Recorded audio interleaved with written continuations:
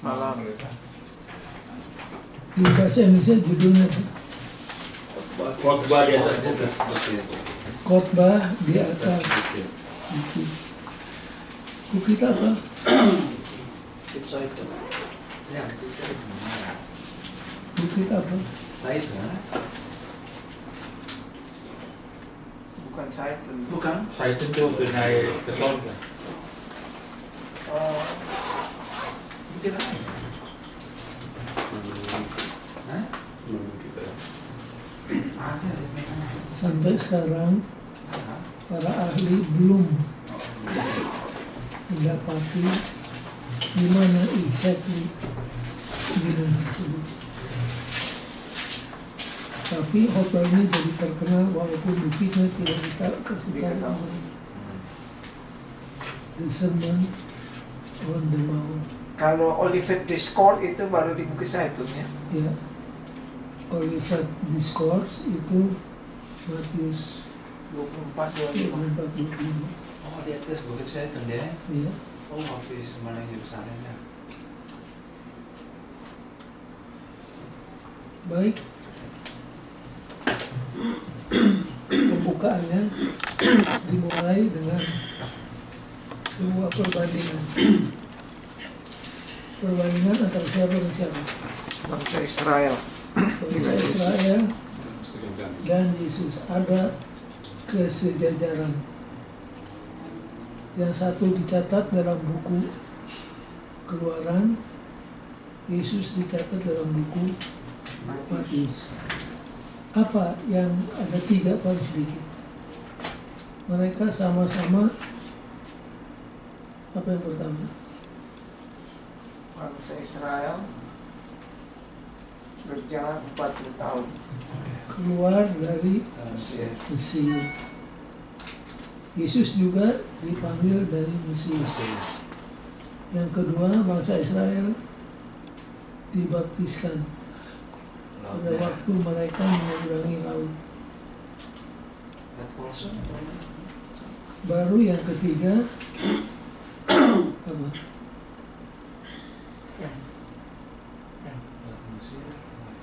Kosong fungsinya kosong. Judulnya nggak ada. Itu dari Ada di introduction. Bahasa Inggrisnya apa? nanti kita Bahasa Inggrisnya apa? The Sermon of the Mount.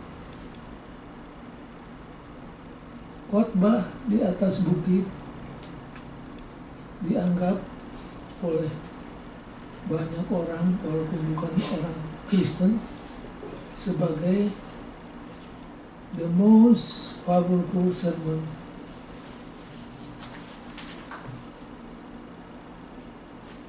Sangat mendalam, sangat sederhana. Itulah Yesus. Khotbahnya sangat sederhana, anak-anak bisa mengerti. Tapi seringkali begitu dalam, dokter-dokter ahli Taurat pada kebingungan untuk mengertinya.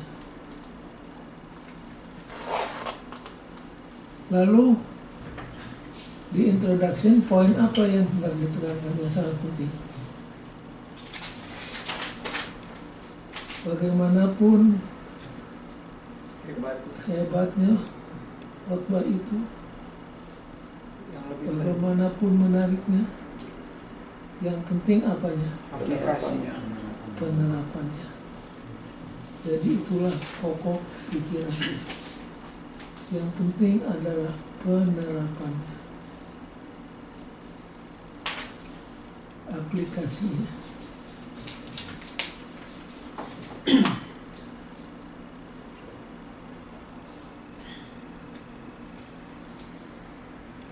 Saya mau nanya kepada saudara-saudara, kepada pribadi masing-masing kita, termasuk saya sendiri. Saya juga merenung.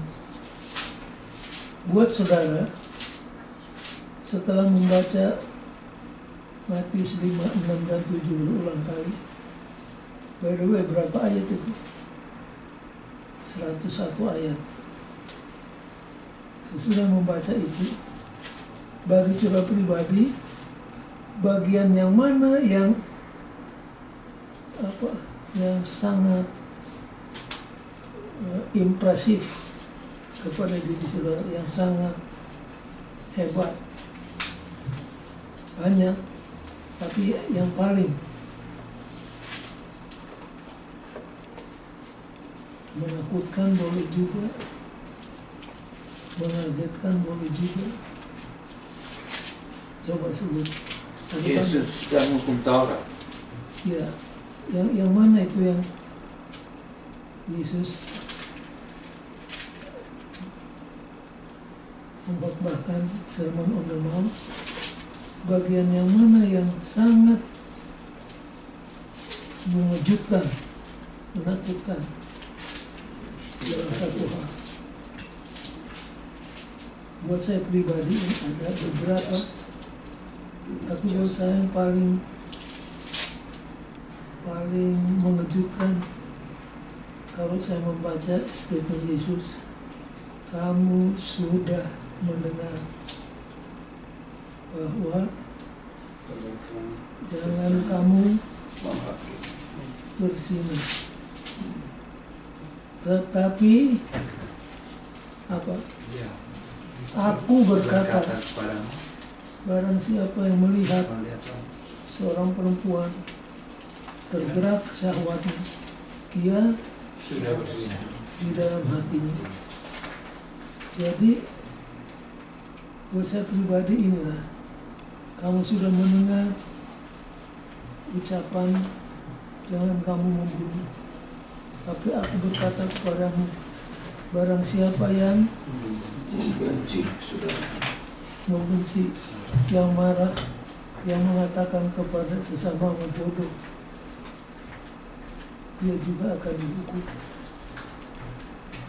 Jadi buat saya, khotbah di atas bukit mengingatkan bahwa dosa itu bukan hanya dalam perbuatan, tapi lebih parah dari itu adalah hati. Kalau dalam perbuatan kita segan, karena orang bisa apa? Menilai. Bisa menilai, bisa melihat. Tapi yang dalam hati gimana? Nggak ada yang tahu. Nggak ada yang tahu. Dalam hati siapa tahu. Ya banyak orang sekarang ini di kantor, kelihatannya dia sedang kerja di komputer, padahal otaknya di tempat lain. Hukum di Amerika mengatakan kamu bisa lari dari hukum, tapi kamu tidak bisa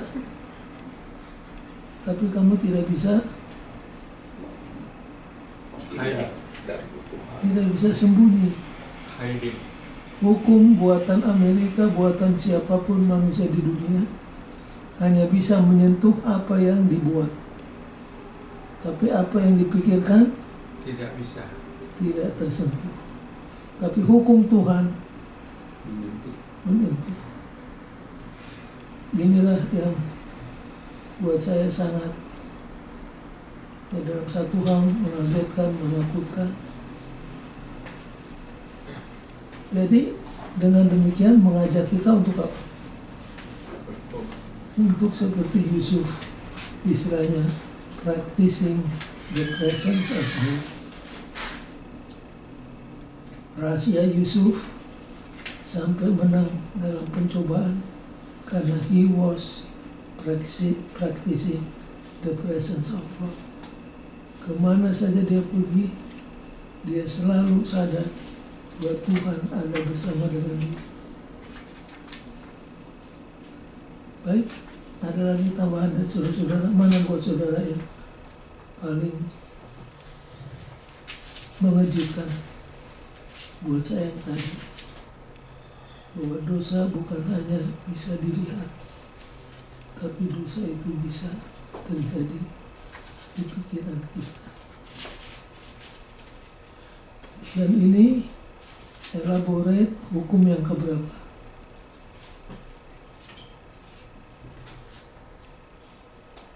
Hukum yang mana? Dalam 10 hukum. 7 ya? Jangan kamu Berzina. bukan, Bukan kamu ingin. jangan kamu ingin. 9 yang lain bisa kelihatan, tapi yang satu ini ya. Nggak bisa dilihat. jangan kamu ingin. Baik, ada 2 kerajaan yang sudah kita pelajari selama ini. Kerajaan sorga. Yang pertama kerajaan Grace. Kingdom of Grace. Grace. Kingdom of Grace dimulai kapan? Saat kita menerima baptisan. Di saat kita terima Yesus sebagai Juru Selamat dan Tuhan kita. Saat itu kita menjadi warga negara kerajaan sorga. Waktu Yesus datang, kita akan mendapat kewarganegaraan apa? The Kingdom of Glory. Tidak mungkin seorang masuk menjadi anggota Kingdom of Glory tanpa lewat Kingdom of Grace. Grace. Jadi Kingdom of Grace merupakan prerequisite kepada Kingdom of Glory. Nah, saudara jangan lupa, begitu kita jadi warga negara surga, warga negara kerajaan anugerah, hukum yang terdapat dalam pasal 5, 6, 7 ini itu menjadi standar untuk kita. Kalau benar-benar kita sudah dibaptis dalam nama Yesus dan bertobat, hidup kita akan ditandai oleh Matius 5, 6, dan 7. Dan ini sangat apa? Nampaknya terlalu apa? Berat. Terlalu berat. Siapa yang bisa? Siapa yang bisa?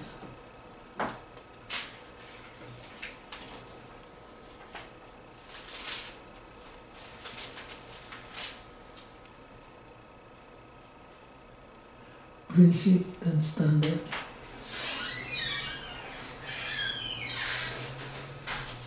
Jadi warga negara kerajaan anugerah hidupnya ditandai oleh Matius 5, 6, dan 7. Dan itu tidak bisa terjadi oleh kekuatan kita. Hanya oleh doa. Hanya oleh ketergantungan kita kepada Tuhan. Kita bisa menghidupkannya. Kalau tidak, kita selalu come short.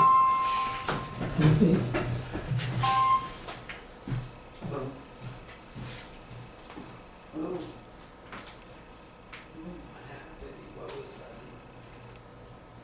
Baik, sebelum kita melangkah ke yang berikutnya, apakah ada tambahan atau pertanyaan?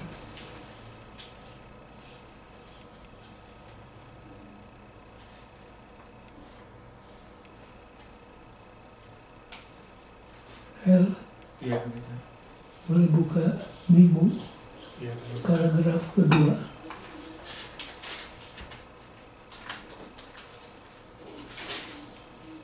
Khotbah ini telah dilihat dari berbagai cara. Beberapa orang melihatnya sebagai standar moral yang tinggi yang tidak mungkin, yang mengarahkan kita tersungkur dan mendorong kita untuk menuntut kebenaran Yesus sebagai harapan keselamatan kita satu-satunya, karena kita semua telah jatuh terlalu jauh, terpisah dari standar ilahi kemana yang Tuhan memanggil kita, sebagaimana dinyatakan dalam khotbah di atas bukit.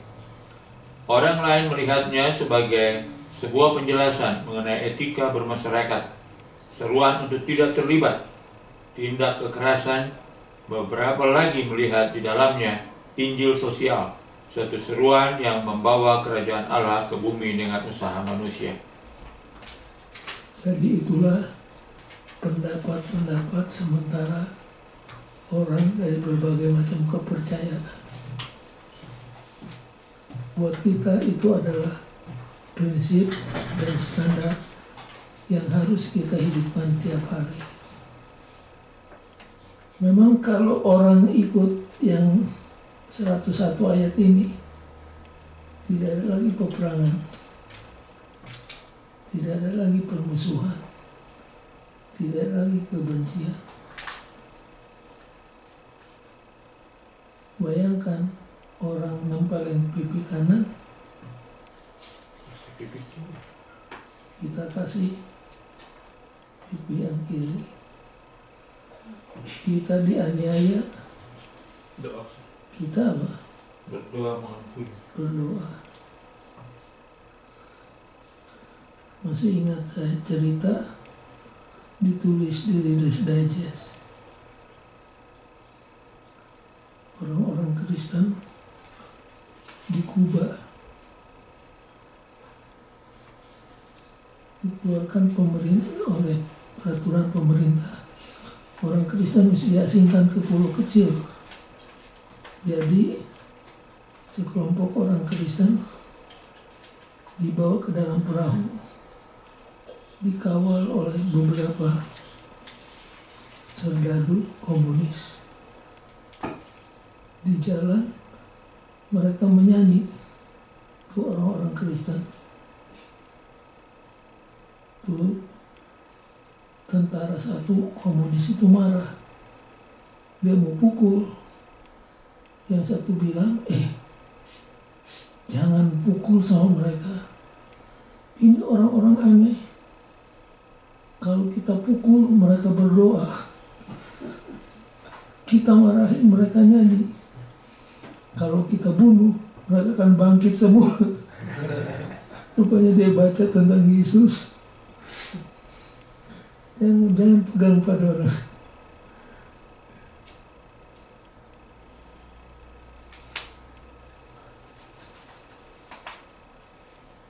The sermon versus the law. Khotbah dan hukum. Apa pendapat yang keliru tentang khotbah di atas bukit ini? Mistake by word. Ada yang berpikir bahwa dulu orang mengajarkan keselamatan oleh Perbuatan. penurutan. Namanya apa? Legalis. Jadi ini adalah revisi daripada hukum tersebut.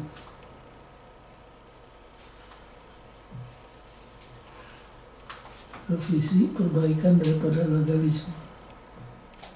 Padahal kalau kita analisa tidak demikian. Keselamatan itu sejak dulunya oleh apa? Anugerah. Oleh anugerah melalui iman.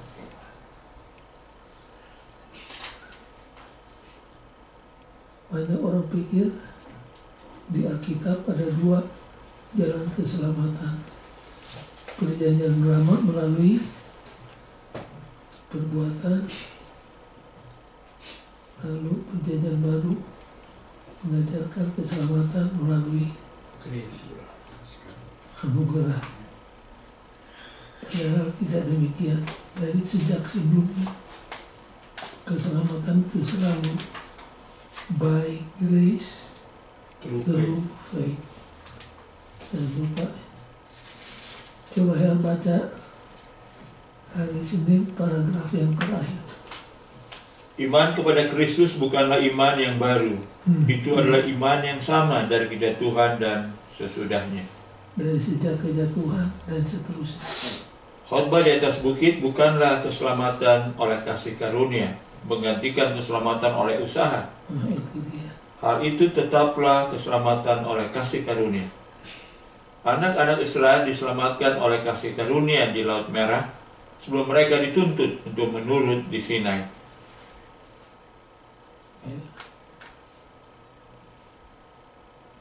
Di sini banyak orang suka berpikir keliru, seolah-olah dulu keselamatan oleh perbuatan, baru nanti keluar keselamatan oleh Anugerah. Tidak demikian. Sejak dari semula yang namanya keselamatan selalu by grace through faith.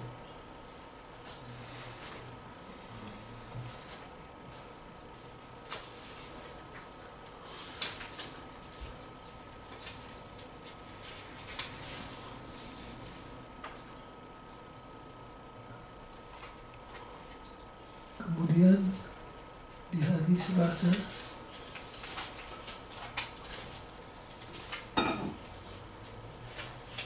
ini ayatnya di mana? Hari Selasa kebenaran siapa? Hari Selasa Orang Farisi. kebenaran Ahli Taurat. ahli Taurat dan Orang Farisi. apa Yesus katakan? Sesungguhnya aku berkata kepadamu, kecuali hidup keagamaanmu tidak lebih benar. melebihi Kecuali yang lebih kehidupan agama orang Farisi. Farisi, kamu tidak akan Masuk dalam kerajaan sorga. Kalau saudara ingin tahu kebenaran orang Farisi, salah satu contohnya, baca saja perumpamaan Yesus tentang dua orang yang masuk ke Ka'bah. Itu orang Farisi doanya gimana? Oh, yang berbenar diri. Untung aja aku tidak seperti pemungut cukai. Kenapa? Karena berpuasa dua kali seminggu ya. Hah? Terus menganggap Injil mengarungi kelautan. Membayar perpuluhan. Ada sejuta banyak. kalau saudara baca tentang orang Farisi, apa kesibukan orang Farisi tiap hari apa? Baca, Waktu mereka digunakan untuk apa? Pelajari. baca Torah. Untuk theological discussion. Makanya Nikodemus itu sudah, kalau senjata sudah loaded, sudah siap untuk berdebat dengan Yesus. Tapi Yesus tahu yang diperlukan nih orang satu bukan theological discussion, sudah lebih dari cukup. Yang diperlukan adalah Bibor. kelahiran yang baru. Orang Farisi kalau sudah pelajari hari-hari cuma bicarakan tentang diskusi keagamaan, dan pertanyaan mereka tiap hari apa? Siapa yang bagaimana supaya selamat? Bagaimana supaya bisa selamat? Makanya ada profesor-profesor yang berkesimpulan pemulung muda yang kaya itu dia adalah siapa? Orang Farisi. Orang Farisi, karena pertanyaannya sama. Orang Farisi puasa berapa kali? 2 kali. 2. Dan orang Farisi tahu buku Nehemia. Kalau puasa jangan hari apa? Sabar. Sabat. Mereka puasa Senin Senin dan Kamis. Kamis.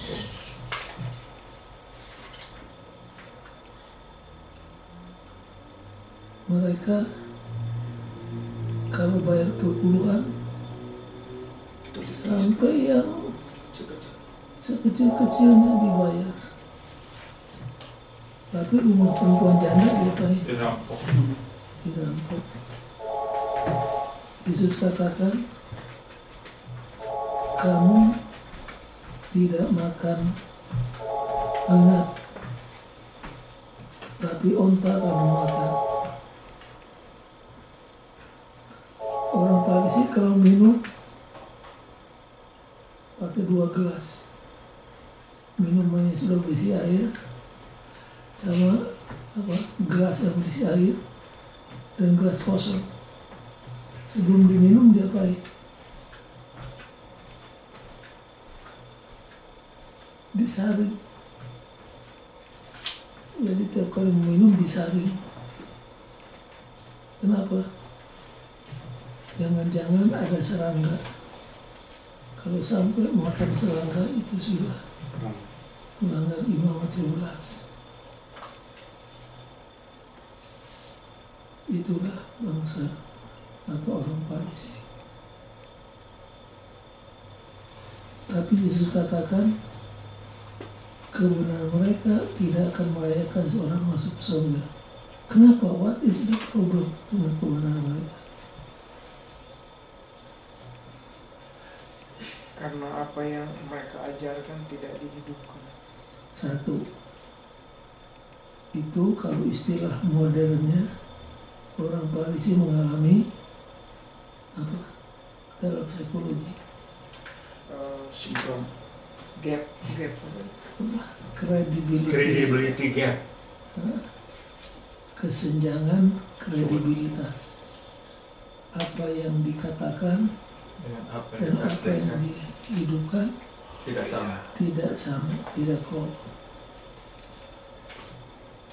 Mengingatkan kita kepada statement para psikologis bahwa tiap manusia, termasuk saudara dan saya, mempunyai berapa diri?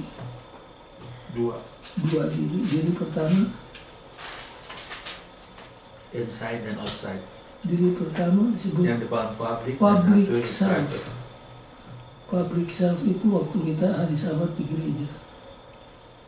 Jalan pun diatur, nyanyi di mimbar, mendampingi pendeta. Begitu matahari terbenam, ceritanya lain. Kalau Yesus tidak ada kredibilitasnya. Apa dia waktu sendirian, apa dia waktu dikerumuni orang, hidupnya sama. Kalau kita berusaha, kalau bahasa Inggrisnya, to impress people, supaya orang mengagumi kita, hidup kita atur. Tapi itu hari Sabat di publik. Waktu sendirian gimana? Lain lagi. Apalagi, kenapa kebenaran orang Farisi tidak merayakan seseorang masuk ke surga?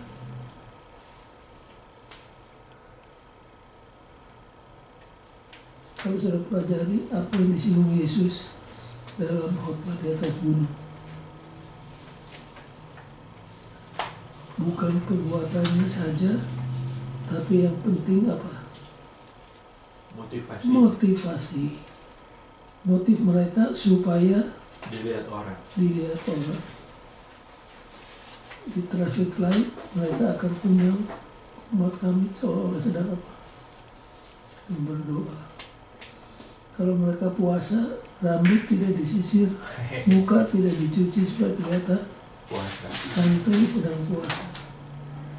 Makanya Yesus katakan, kalau kamu puasa, sisir rambutmu, cuci Mukamu. mukamu, supaya orang tidak tahu bahwa sedang Puasa. hanya Bapa di surga yang melihat kamu. Jadi motifnya untuk kesombongan. Jadi agama orang Farisi agama secara luar. Yang dibersihkan cawan itu hanya di Luar. luar. Yang kedua, kesenjangan kredibilitas. Yang ketiga, motivasi kesombongan. Itu tiga menyebabkan kebenaran orang Farisi tidak bisa membawa kita, melayakan kita ke surga. Masih ingat waktu Nikodemus berdialog dengan Yesus? Yesus katakan, sesungguhnya aku berkata kepadamu, barang siapa yang tidak dilahirkan kembali tidak akan bisa melihat kerajaan surga. Untung Petrus tidak ada di situ. Kalau Petrus ada, dia akan tarik Yesus. Yesus, apa kamu nggak tahu siapa itu orang? Itu orang Farisi, pembayar perpuluhan, penarik jiwa, belajar Alkitab, puasa, tidak makan yang haram. Tapi Yesus katakan, Jangan terkejut. Tadi Yesus bicara in general terms. Tapi sekarang Yesus bicara secara pointed, terarah. Jikalau kamu tidak dilahirkan kembali, kamu tidak layak masuk ke surga. Lalu khotbah yang paling indah di seluruh Alkitab diberikan Yesus kepada Nikodemus. Menyimpang sedikit, itulah Yesus. Apakah pendengarnya 1000? Apakah pernah 1 orang? Khotbah selalu disediakan dengan baik. Kita kadang-kadang di rumah tapi paling-paling 3 orang. Seadanya aja. Berapa yang hadir nanti? 500. Kalau itu siang malam sedia. Kalau Yesus tidak. 100. Khotbahnya selalu mengagumkan dan menarik. Akhirnya Nikodemus Bertobat. bertobat. Siapa lagi orang Farisi yang bertobat? Paulus bekas orang Farisi. Oh, bukan. Iya, orang Farisi. Siapa lagi? Yusuf Arimatea dia Farisi. Siapa lagi Yusuf Arimatea bukan. yang bertobat? Orang Farisi. Dia. Lu lupa? Orang muda yang kaya. Simon. Dia nggak bertobat. Nggak ada sih. Lari dia. Simon. Simon Simon. yang kena penyakit kusta, Pesta. yang bikin pesta. Simon. Paulus bukan. Paulus orang Farisi. Orang Farisi. Dia anggota Sanhedrin. Simon yang kena kusta.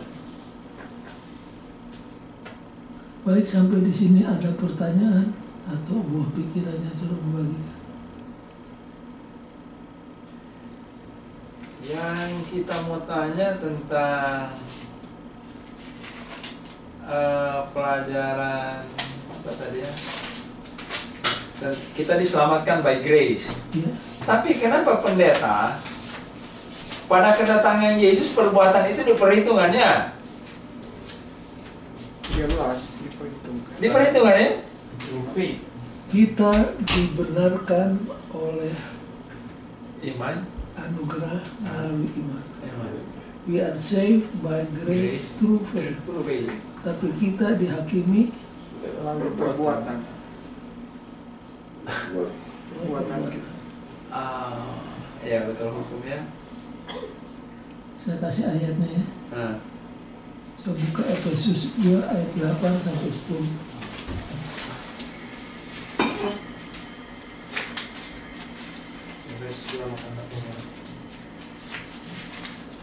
We have been saved by grace through faith.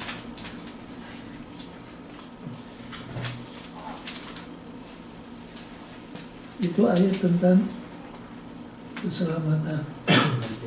Kita diselamatkan oleh anugerah melalui iman.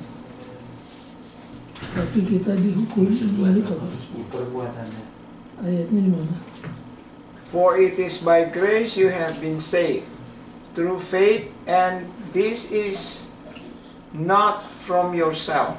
It is the gift of God, not by works, so that no one can boast. For we are God's workmanship, created in Christ Jesus to do good works, which God prepared in advance for us to do. Ya.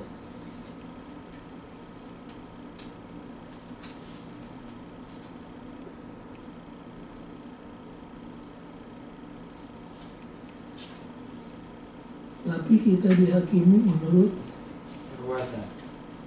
perbuatan kita. Kadang-kadang ini jadi sambungan juga. Bagaimana kita dibenarkan oleh anugerah, tapi dihakimi menurut perbuatan kita.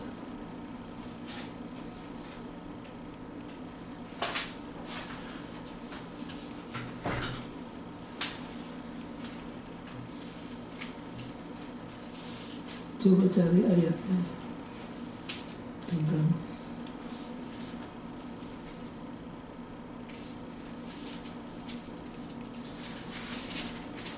coba buka Matius 12.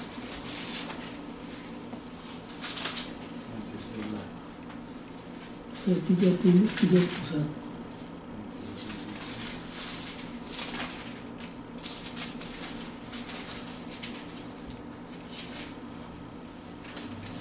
He who is not with me is against me, and he who does not gather with me scatters.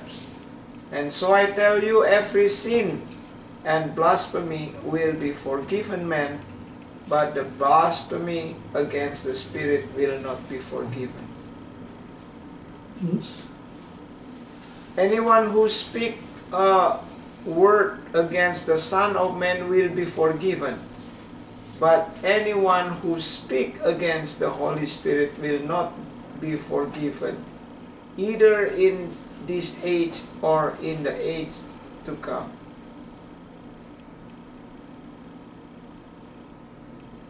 Make a tree good and its fruit will be good, or make a tree bad and its fruit will be bad. For a tree is recognized by its fruit. coba cari ayat yang mengatakan oleh kata-katamu kamu dibenarkan, menurut kata-katamu kamu dihakimi.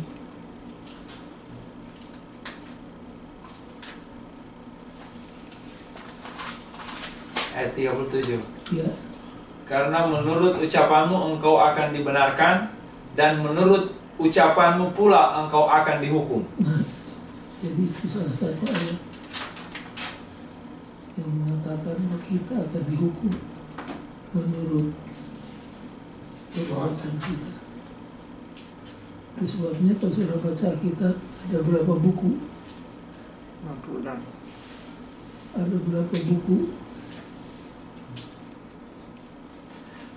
Buku kehidupan, Oh, tiga buku. 3. Buku peringatan, Ya, buku kehidupan, dan buku catatan dosa. ya. Oh, kematian dan Jadi kita dihakimi berdasarkan buku catatan itu. Nah, buku catatan itu bukan untuk kepentingan Tuhan, tapi untuk kepentingan siapa? ayat 37. kita. The universe. Kepentingan kita. Dan kata ucapan. Matius 12:37.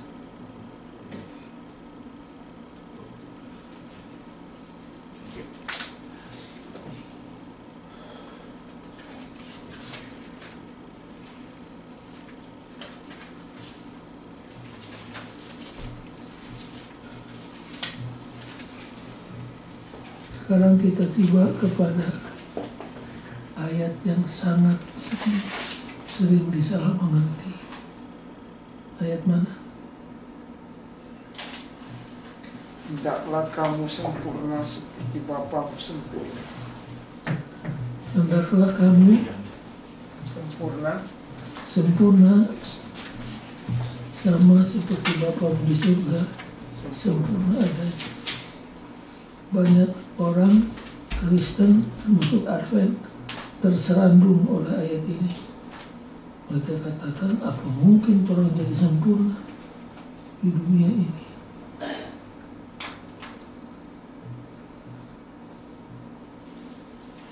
Keterangan saudara gimana? Sama seperti Elia, Itu ordinary people. tidak bicara soal keselamatan. Sebab kalau kita baca ayat sebelumnya, itu bicara tentang pengampunan kepada orang, kepada musuh. Di sini saya akan memberikan sedikit teori menafsirkan Alkitab. Karena menafsirkan Alkitab itu ada rule of the games-nya. Coba perhatikan, kita sedang membahas ini. Matius 5 ayat 48. The most radical teaching. Karena kalau kita dengar, takut kita. Hendaklah kamu jadi apa? Sempurna. Sempurna. Sama seperti Bapamu di surga, sempurna adanya. Begitu mendengar kata sempurna, kita terus pikir tidak bercacat celah. Apa mungkin itu terjadi? Nah, saudara-saudara, kalau kita mau membangun sebuah doktrin dari ayat Alkitab, jangan hanya baca satu ayat lalu katakan ini doktrin Alkitab. Tidak boleh. Pertama-tama harus kita lihat apa ya? Konteksnya. Konteksnya. Nah, sebelum saya masuk ke konteks, saya mau cerita dulu.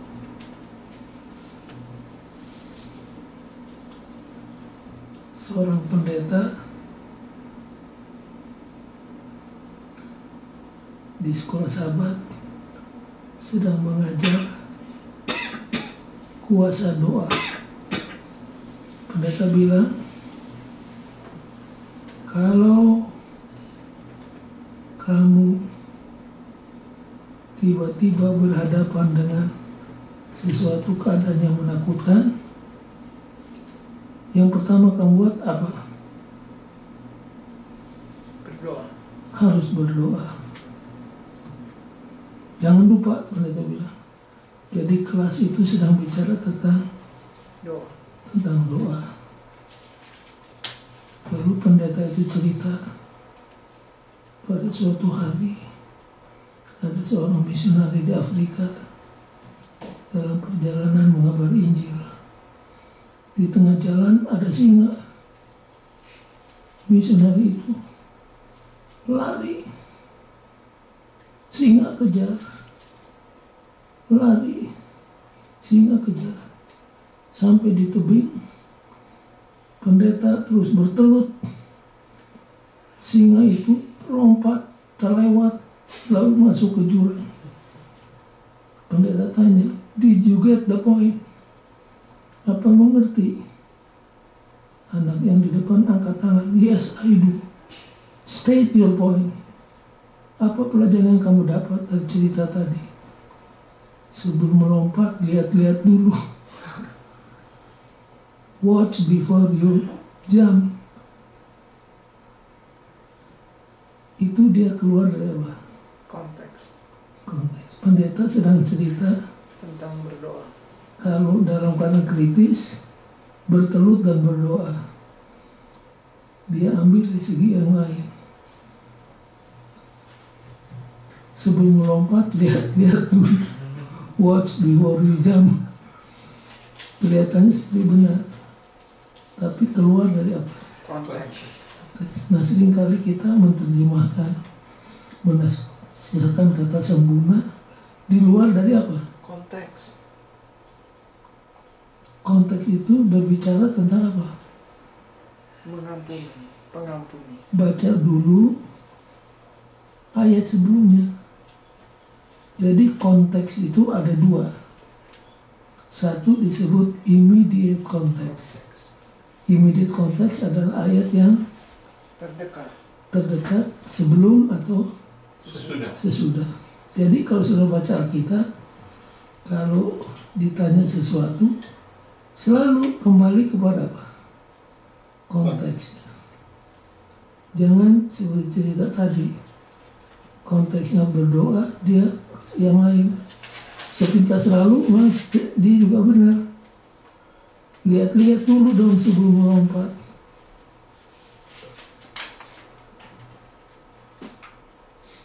Kalau di sini, di keterangan perfect, picturing maturity.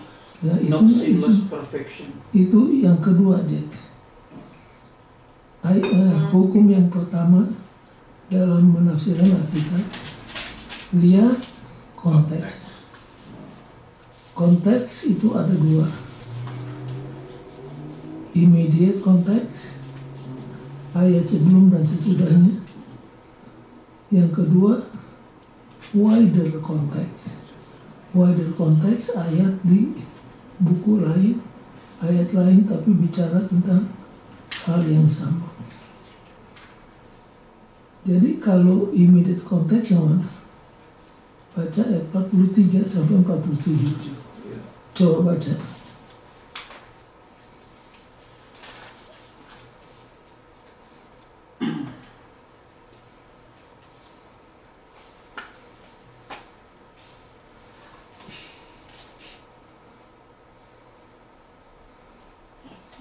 Terus 5 ya. Terus 5 ayat 43. Kamu telah mendengar firman, kasihilah sesamamu manusia dan bencilah musuhmu. Tetapi aku berkata kepadamu, kasihilah musuhmu dan berdoalah bagi mereka yang menganiaya kamu. Oke, sampai di sini Yesus bicara tentang apa? Mengasihi musuh. Mengasihi musuh. Relationship. Relationship. Jangan sampai relationship kita rusakkan hanya karena dimaki-maki orang. Relationship harus tetap jalan. Relationship of love. Terus, Karena dengan demikianlah kamu menjadi anak-anak Bapamu yang di sorga, yang menerbitkan matahari bagi orang yang jahat dan orang yang baik, dan menurunkan hujan bagi orang yang benar dan orang yang tidak benar. Apabila kamu mengasihi orang yang mengasihi kamu, apakah upahmu? Bukankah pemungut cukai juga berbuat demikian? Dan apabila kamu hanya memberi salam kepada saudara-saudaramu saja, apakah lebihnya daripada perbuatan orang lain? Bukankah orang yang tidak mengenal Allah pun berbuat demikian? Karena itu haruslah kamu sempurna sama seperti Bapamu yang di sorga adalah sempurna. kata apa yang sangat krusial di situ? Seperti Di ayat 48. Di ayat 48 kata apa? Karena itu, Iya, therefore. Saudara kalau dengar kata therefore di Alkitab, hati-hati. Therefore itu sangat signifikan. Saya kasih contoh yang lain. Kamu tidak akan mati, kamu akan diubah dalam sekejap mata, yang fana akan jadi bakar. Lalu apa? Therefore, Therefore, hiduplah setia, bantulah pekerjaan Tuhan. Jadi kata therefore sangat signifikan. Oleh karena begini, maka ini juga demikian. Ayat 48 tidak bisa dilepas dari ayat 43 sampai 47. Kalau dilepas jadi lain ceritanya. Jadi yang dibicarakan adalah soal relationship of love, relationship of mercy. Sebagaimana Tuhan merciful, begitu juga kita harus apa? Wider konteks yang mana? Lukas 6 ayat 36. Oke, sekarang baca Lukas 6 ayat 36.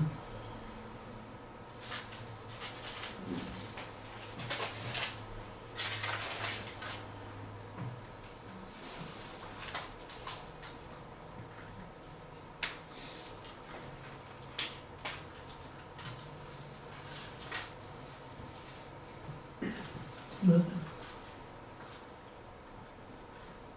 Lukas 6. Therefore, be merciful just as your Father also is merciful. Therefore, be apa? Merciful. Merciful. Jadi yang di ayat 48 Matius tadi itu bisa kita ganti dengan apa? Merciful. Merciful. Jadi jangan separuh-separuh, harus Iya. perfect, ya. Sempurna. Siapa yang mengajarkan prinsip Alkitab yang satu ini, wider context? lebih Yesaya, sedikit di sini, sedikit di sana, sedikit di sini, sedikit di sana, kita baca.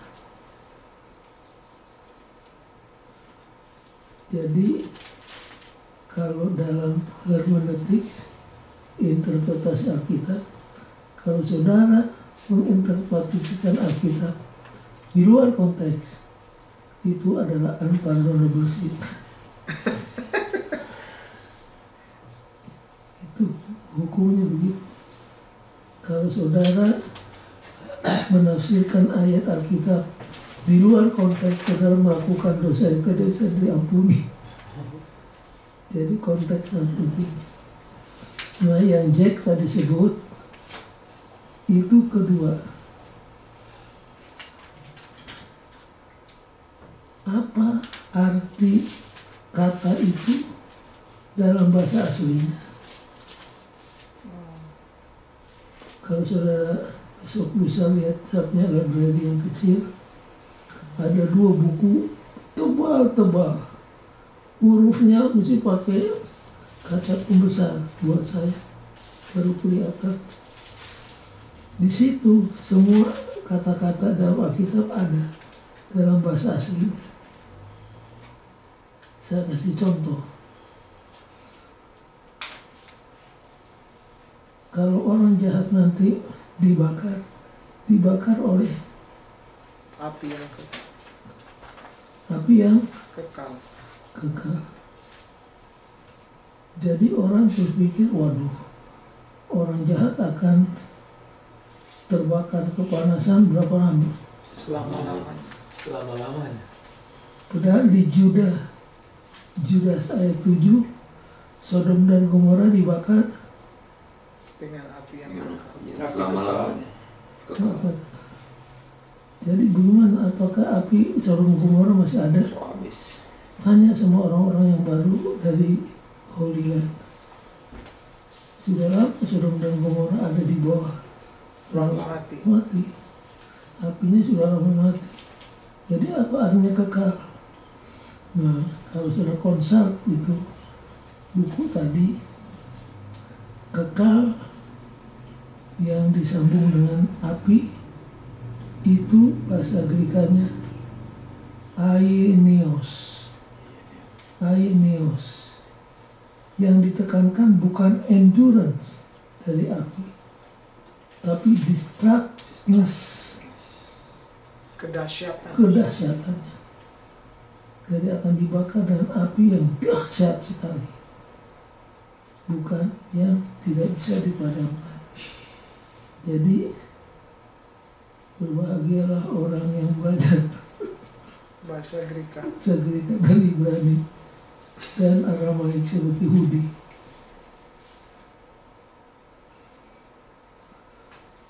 Jadi dengan kata lain memang ada kelebihannya pendeta-pendeta.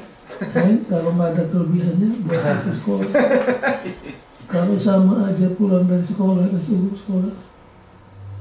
Dan jangan lupa saudara-saudara, nanti kalau mampir ke rumah kami, saya akan kasih tunjuk apa yang disebut the tools of the preacher.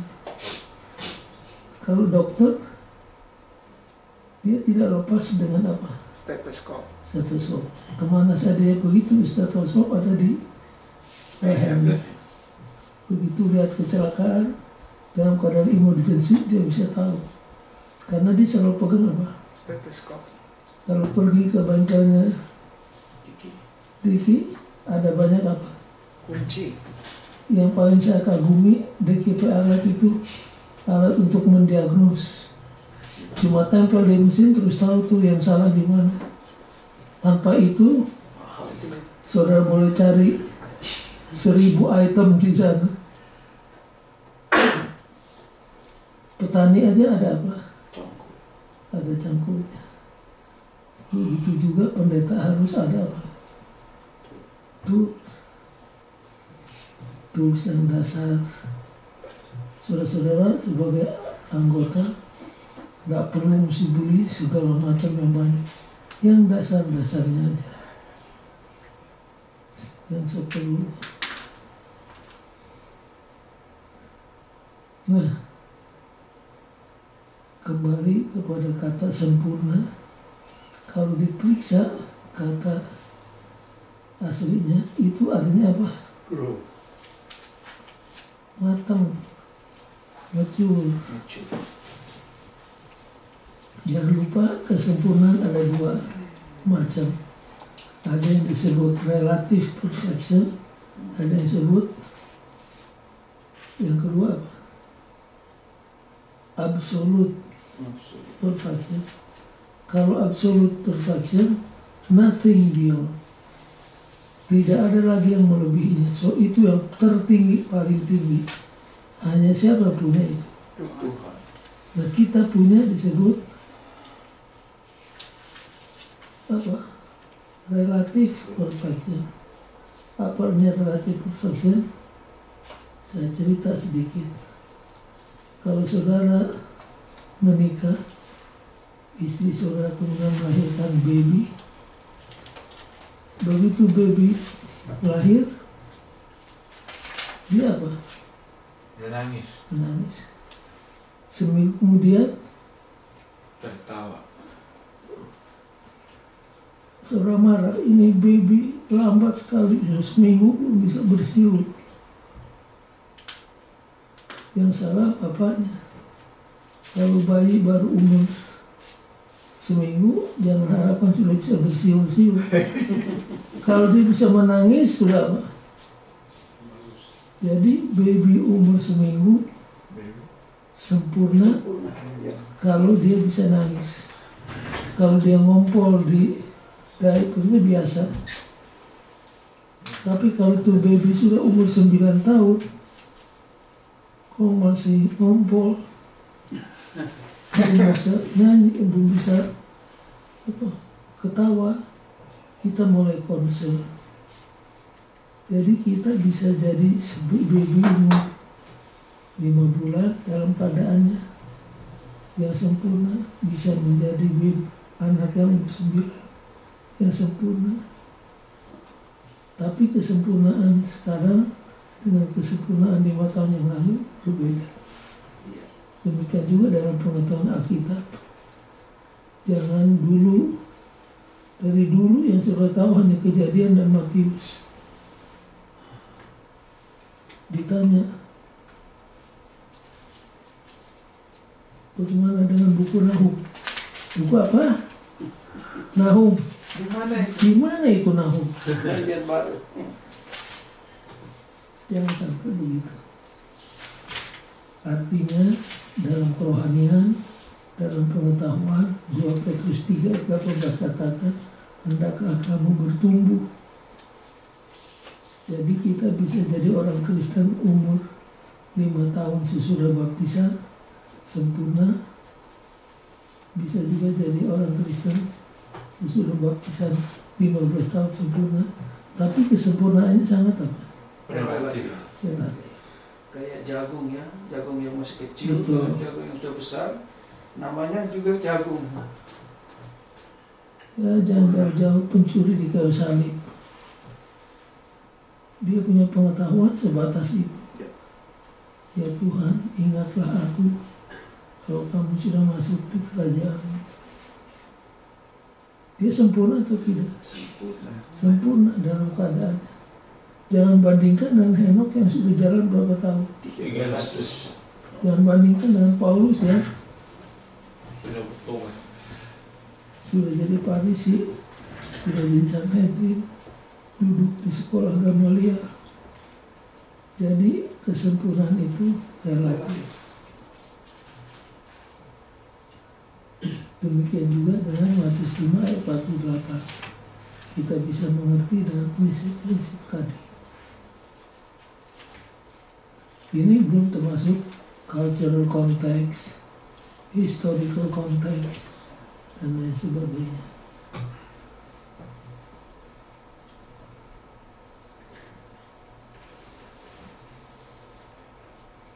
Baik, sampai di sini apakah ada pertanyaan?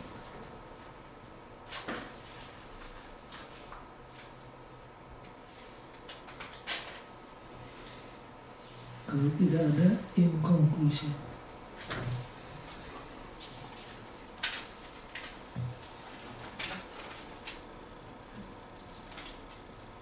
Okay. The Sermon on the Mount may be viewed as the constitution of the kingdom of God. In it, we find the basic principle that govern the kingdom and a route map for the journey of its citizen. Jadi ingat, khotbah di atas bukit adalah satu konstitusi untuk kerajaan surga. Warga negara kerajaan surga, kerajaan anugerah harus hidup sesuai dengan prinsip-prinsipnya. Dari segi manusia, kalau kita mencoba dengan tenaga kita, mustahil. Tapi bagi Tuhan tidak ada barang yang mustahil. Di dalam Kristus aku sanggup melakukan semuanya. Filipi 4 ayat 13. Yang kedua, The Sermon on the Mount was not salvation by grace replacing salvation by works. It was always salvation by grace. jadi khotbah di atas bukit bukan doktrin keselamatan oleh anugerah menggantikan keselamatan oleh hukum, bukan. Keselamatan itu dari dulunya sampai sekarang sampai hari depan selalu by grace through faith. Yang ketiga,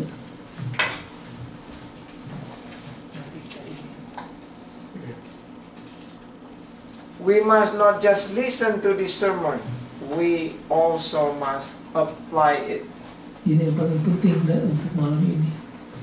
Jangan cuma baca, dengar, bahkan jangan cuma meditasikan, tapi harus diapakan, Harus hidupkan. dihidupkan.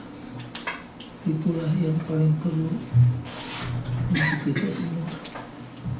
Dengan anugerah Tuhan, marilah kita hidupkan khotbah di atas. Kalau tidak ada pertanyaan, pelajaran kita sudah selesai. Kalau ada, silakan.